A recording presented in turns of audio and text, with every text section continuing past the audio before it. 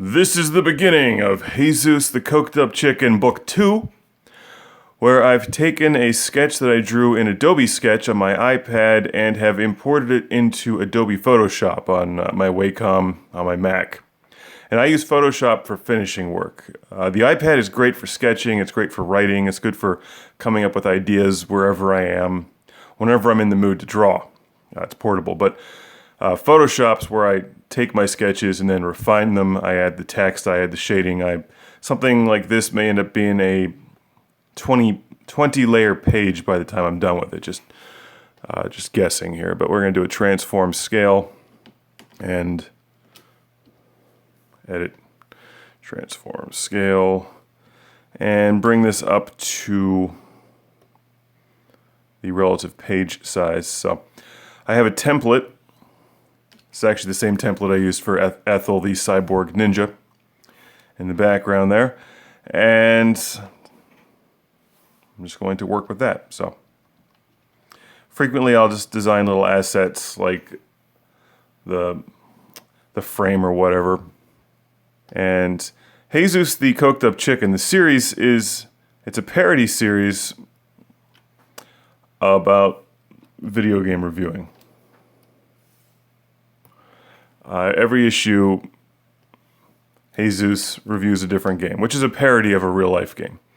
In this case, the parody, for Book 2, the parody is obviously going to be Sonic the Hedgehog, where he reviews a game called Speedy McGroundhog in his own special Heyzoos way. So I'll do my super rough sketches very loosely, as you can see. In the background, then I come over and start working out the details, because what's most important in this stage of the process is not the finished artwork, but the page layouts and the storytelling, because the story is what drives the whole thing, obviously. So you want the story to be good. But here's the Intergalactic Space Arcade, or as Edit Station 1 likes to say, the Intergalactic Space Arcade. And I'm going to do a little bit more research on the camera. I'm going to actually model this camera after the current one that I'm using, but Edit Station 1, who I've drawn so much by now, I really don't even need to do a sketch layer for him, but I'm going to, just for demonstration purposes. Actually, I could probably back that up a little bit. Just drop that line down a little bit here.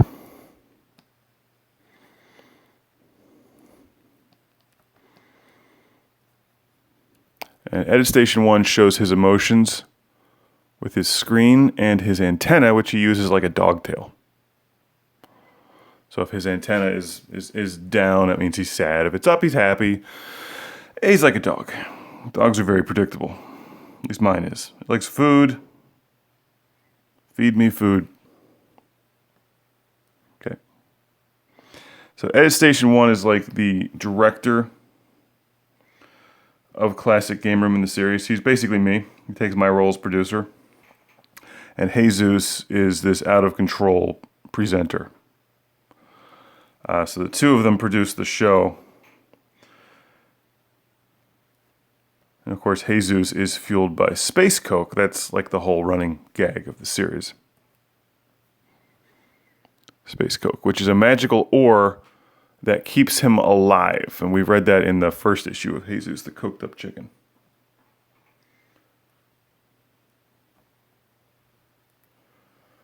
Okay, and Edit Station 1 has wheels, which we're just going to see the outsides of here.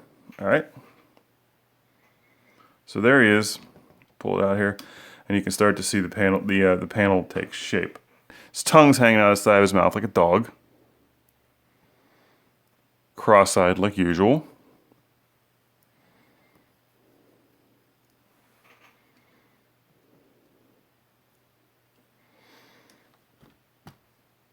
Oops.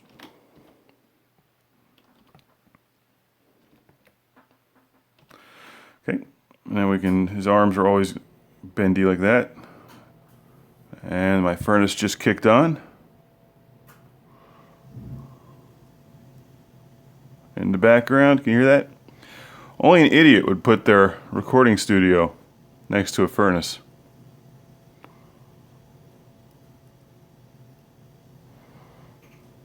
So again, I can refine the details of this later, but we're starting to see it, to see what this is going to look like. Okay.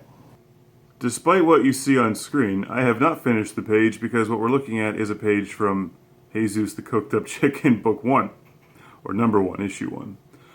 But I am going to take my Intergalactic Space Arcade here.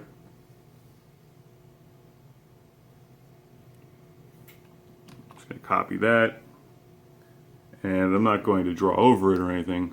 There's my sketch. There we go. But I am going to put it down here as reference. So, can you see that? Okay, that's just reference. Actually, I had someone contact me once and said, they love these videos because it shows that I make mistakes. I assure you, I make more mistakes than actual correct things. Mistakes are how you learn and how you refine your drawings or whatever. Okay. Put this radar dish up here. I'm going back and forth between a thicker brush and a thinner one. Actually, I don't like that. Hold on. Here. I'm going to move that a little closer.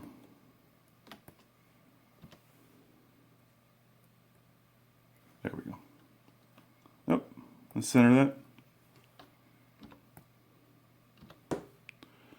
See, I could have gone here. I could have gone through and done a more refined ink, pencil job, in which case I would have worked all this out, but I'm not.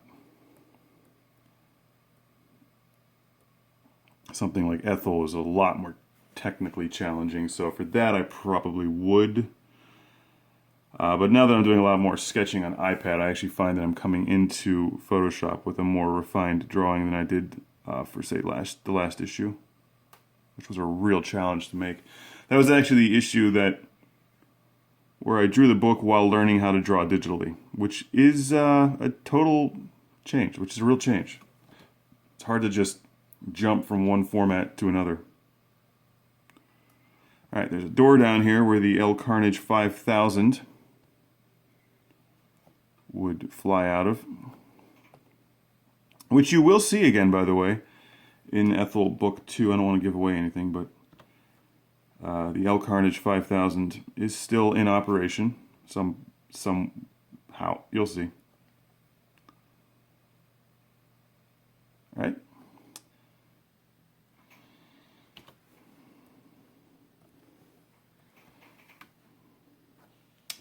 And this thing has thrusters underneath it. One there, one there, one there, and this one's going to be covered up, so you're not going to see it. Okay, there's that. And we can pull it out here, and then I can drop out the sketch layer. So you can see it's starting to actually, look like the Space Arcade. It's getting there. I think what's most important about this picture is that when people see it, they laugh, that it looks funny. And I like that his tongue is hanging out of his mouth. I think that's extra funny, so I want to make sure that I show that it's coming out of his mouth. Alright, then we come in like that.